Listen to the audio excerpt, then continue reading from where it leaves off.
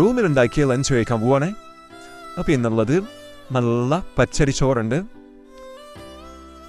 പിന്നെ മോരുകറിയുണ്ട്,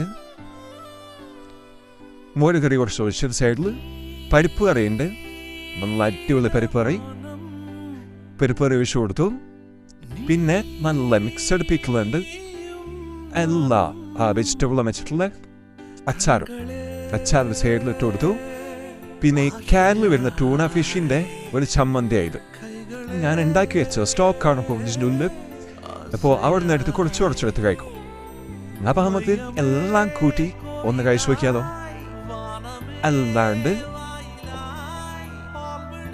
സൈഡിൽ നിന്ന് മോരുകറി, പരിപ്പ് കറി, കുറച്ച് ചമ്മന്തി, അത് കഴിഞ്ഞ് കുറച്ച് അച്ചാർ, എല്ലാം കൂടി ഇങ്ങനെ കൂട്ടി കുഴച്ചതേ വിളിച്ചേ ഇങ്ങനെ വായിലേക്ക് എടുത്ത് അങ്ങോട്ട്